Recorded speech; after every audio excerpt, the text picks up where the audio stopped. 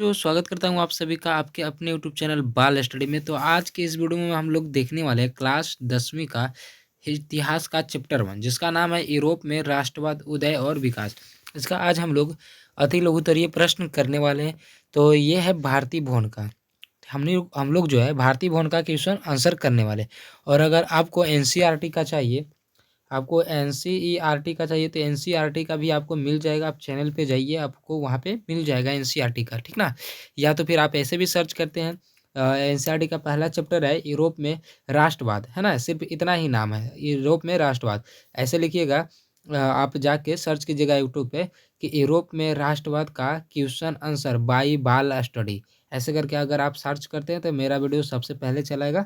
तो आप वहाँ से आप उसका आंसर देख पाइएगा, ठीक ना, वो एनसीईआरटी का। और अगर आपको भारतीय भवन का ज़रूरत है तो भारतीय भवन का तो हम यहाँ पे करवा रहे हैं। तो चलिए इसका हम लोग देख लेते हैं।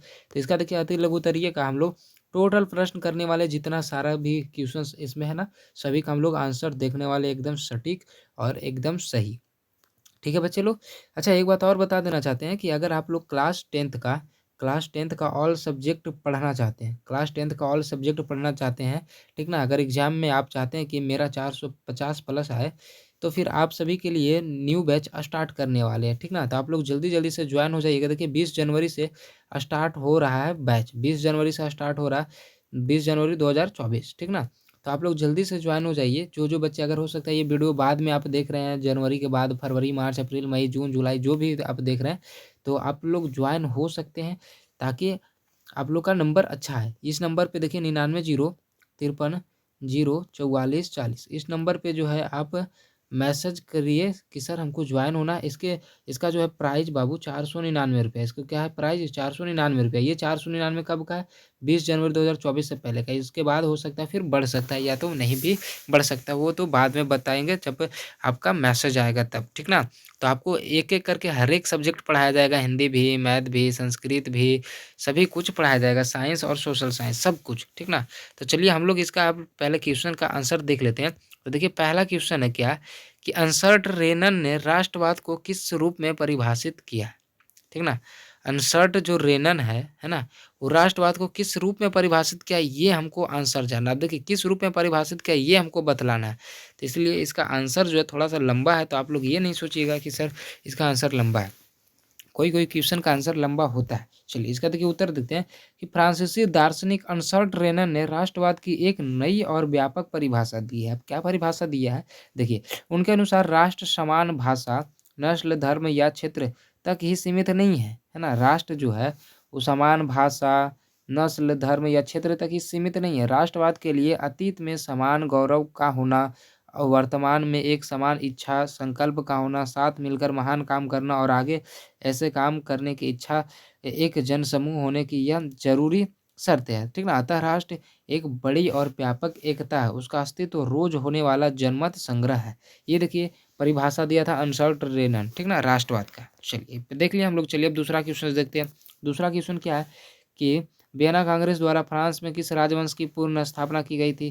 तो वियना कांग्रेस 1815 में वियना कांग्रेस द्वारा 1815 में क्या किया था, फ्रांस में बुर्बो राजवंश का पूर्ण स्थापना की थी। तो देखिए ये देखिए इसका आंसर बहुत छोटा है, क्योंकि ये क्वेश्चन जो पूछ रहा है उसी का ना जवाब देंगे उसी टाइप से। तो ये पूछ रहा था कब हुआ, तो बता दिया 1815 में। और किसने किया था, तो बुर्बो राजवंश की स्थापना किया गया था। किसने किया था, तो वियना कांग्रेस ने किया था। चलिए अब देखिए तीसरा क्वेश्चन है कि जर्मन राइन महासंघ की स्थापना किसने की। तो इसका भी देखिए बहुत छोटा आंसर है, क्या है, नेपोलियन ने किया था। जर्मन राइन महासंघ की स्थापना किसने की थी, नेपोलियन ने। और यही सब जो है ऑब्जेक्टिव बनता है बाबू एग्जाम में। यानी अगर आप 2025 में एग्जाम देने वाले हैं तो आप ज़रूर हमारे बैच को ज्वाइन कीजिए। इस नंबर पे आप संपर्क कीजिए 99 0 53 0 44 40, क्योंकि आपको अगर एग्जाम में अच्छा नंबर लाना है तो बाल स्टडी से आप तैयारी अगर कर लेते हैं तो इतना अच्छा आपका नंबर आ जाएगा ना कि आप सोच भी नहीं पाएगा, क्योंकि एक एक चीज़ को यहाँ पे बताया जाता है। और लाइव क्लास चलेगा, सभी जो क्लास चलेगा ना वो लाइव क्लास रिकॉर्डेड भी रहेगा, कुछ कुछ लाइव भी रहेगा। चलिए अब चौथा देखते हैं क्या है।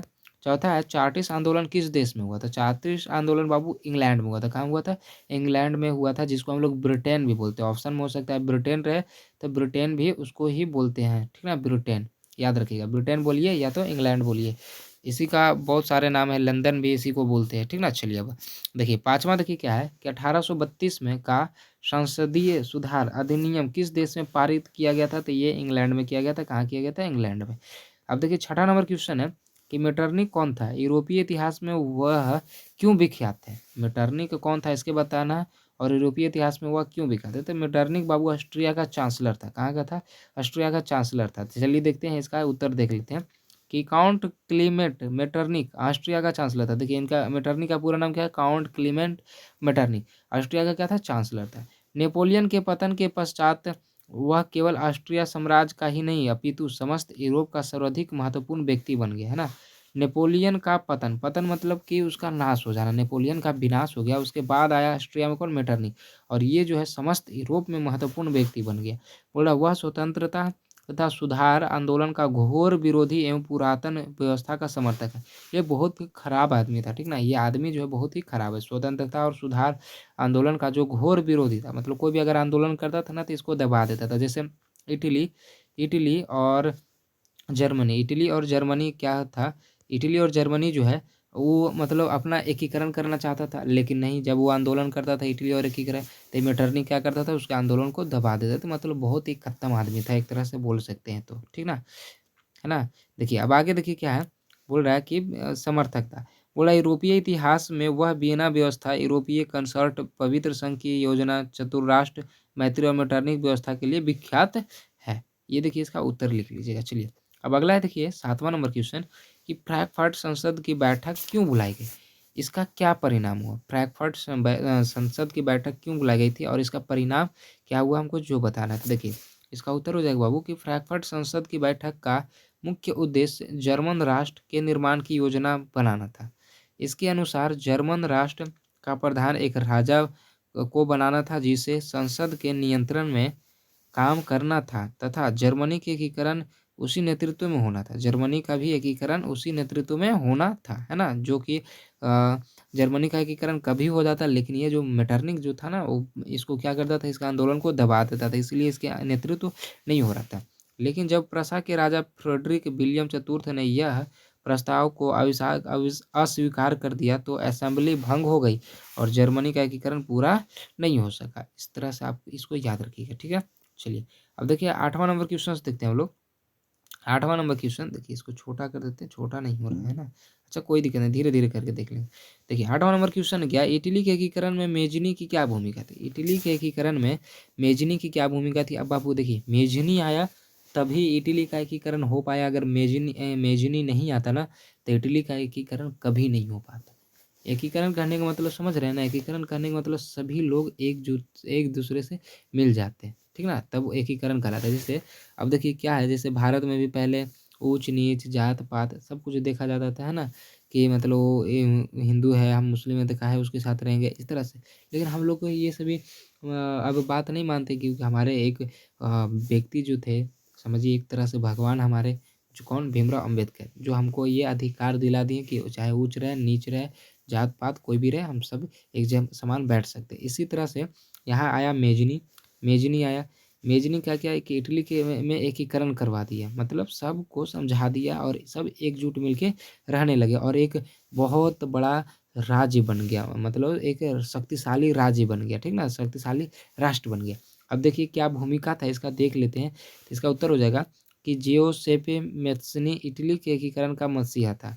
मैत्सनी नहीं, मेजनी, ठीक ना? याद रखिएगा, मेजनी, ठीक ना? मेजनी, वहाँ पे गलती मिस्टेक हो गया और ये दोनों जो है ना यहाँ पे मेजनी कर लीजिएगा। देखिए मिस्टेक हो गया यहाँ पे, टाइपिंग मिस्टेक। क्या कर लीजिएगा यहाँ पे सिंपल में आप लिख लीजिएगा मेजनी, ठीक ना? मेजनी इटली के एकीकरण का मसीहा था। फिर यहाँ से भी देखिए वही हो गया। जहाँ पे ये वाला देखिएगा ना मैथ्सनी, अब बाबू देखिए जहाँ पे मैथ्सनी ये लिखिएगा देखिएगा ना वहाँ पे आप मेजनी कर लीजिएगा, ठीक ना? देखिए क्या है मेजनी, यहाँ पे ये दोनों जगह पे लिख लीजिएगा मेजनी, ठीक ना? यहाँ पे क्या लिख लीजिएगा? मेजनी इटली के एकीकरण का मसीहा था। मेजनी एक महान दार्शनिक, लेखक, दूरदर्शी राजनेता और कर्मठ कार्यकर्ता था। इटली के नवनिर्माण में मेजनी की भूमिका सबसे महत्वपूर्ण थी। वह बचपन से ही इटली की स्वतंत्रता के लिए प्रयत्नशील था, है ना? जब बचपन में ही जब मेजनी छोटा ही था तभी से सोचता था कि नहीं कि इसको हमको क्या करना है? एकीकरण करवाना है। 1831 में उसने यंग इटली नामक संस्था की स्थापना की। देखिए, ये भी पूछता है कि यंग इटली का स्थापना किसने की? तो किसने किया था? मैजिनी ने। कब किया था? तो 1831 में। तो ये ऐसे भी सभी क्वेश्चंस पूछा जाता है। और अगर आप बाल स्टडी से अगर आप ज्वाइन हो जाते हैं ना, तो ये सभी का ऑब्जेक्टिव, सब्जेक्टिव सभी का पीडीएफ आपको दिया जाएगा, नोट्स फ्री में दिया जाएगा, ताकि आपका तैयारी अच्छे से हो सके, समझे? इस संस्था ने युवकों में नई चेतना जगाई। वह रिपब्लिकन दल का नेता था। उसने मजदूरों, विद्यार्थियों तथा युवकों में इटली की स्वतंत्रता का भाव, देखिए आगे पढ़ते हैं हम लोग, भाव जगाया। मेजनी के गणतंत्रवादी विचारों ने इटली के एकीकरण का मार्ग प्रशस्त किया।